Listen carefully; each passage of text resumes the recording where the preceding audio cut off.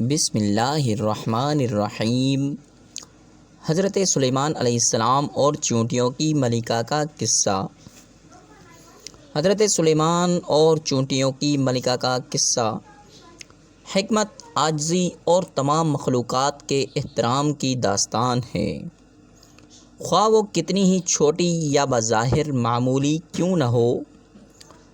یہ ایک ایسی کہانی ہے جو اسلام، یہودیت اور عیسائیت سمیت کئی مختلف ثقافتوں اور مذاہب میں نسل در نسل منتقل ہوتی رہی ہے۔ کہانی کے مطابق حضرت داؤد علیہ السلام کے بیٹے حضرت سلیمان بادشاہ ایک عقل مند اور عادل حکمران تھے، جنہوں نے اللہ کی طرف سے بہت سے تحفوں اور اختیارات سے نوازا گیا۔ ایک دن جب وہ اپنی فوج کے ساتھ سفر کر رہا تھا تو اسے چونٹیوں سے بھری وادی میں نظر آئی۔ جب وہ قریب پہنچا تو اسے ایک چھوٹی سی آواز سنائی دی جو پریشانی سے پکار رہی تھی، اے چونٹیوں، اپنے گھروں میں داخل ہو جاؤ، ایسا نہ ہو کہ سلیمان اور اس کے لشکر تمہیں انجانے میں کچل دیں۔ حضرت سلیمان علیہ السلام ایک چونٹی کی آواز سن کر حیران رہ گئے۔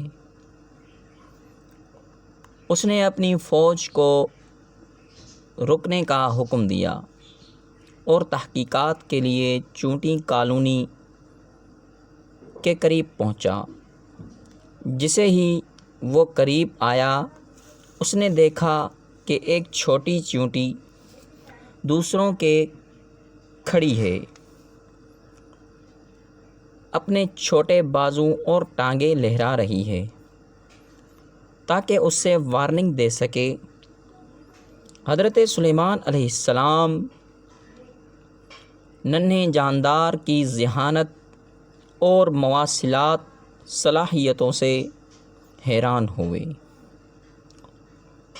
اور چونٹی سے بات کرنے کا فیصلہ کیا۔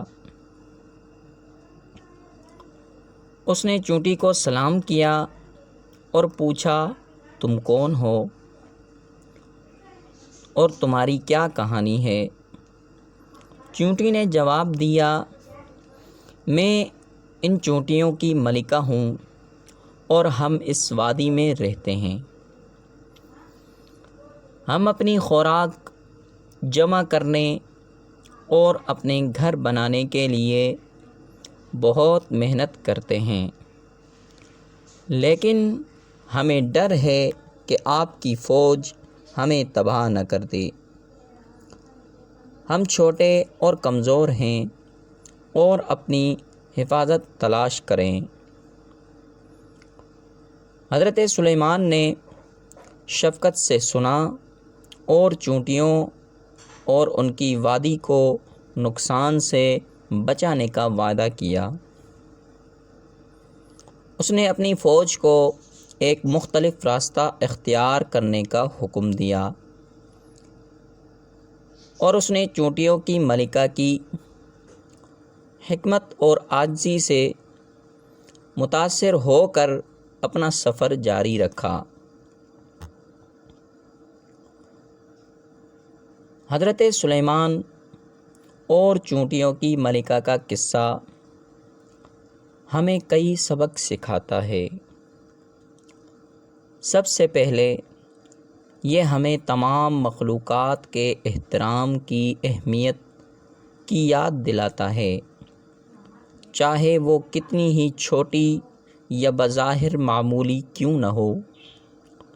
دوسرا، یہ مواصلات کی طاقت اور دوسروں کو سننے کی اہمیت کو اجاگر کرتا ہے، یہاں تک کہ وہ لوگ جو ہم سے مختلف معلوم ہوتے ہیں، آخر میں یہ حکمت اور عاجزی کی قدر کو واضح کرتا ہے۔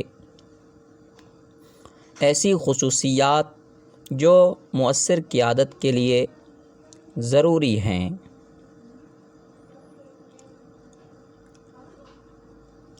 اسلامی روایات میں یہ کہانی اکثر بچوں کو ہمدردی، مہربانی اور تمام جانداروں کے لیے احترام کی اہمیت کے بارے میں سکھانے کے لیے استعمال ہوتی ہے۔ یہ ایک ایسی کہانی ہے جو صدیوں سے سنائی جا رہی ہے اور آج تک ہر عمر اور پس منظر کے لوگوں کو متاثر کرتی ہے۔ امید ہے دوستو یہ ویڈیو آپ کو پسند آئی ہوگی، تو اس ویڈیو کو لائک کریں اور کمنٹ کریں، چینل کو سبسکرائب کریں۔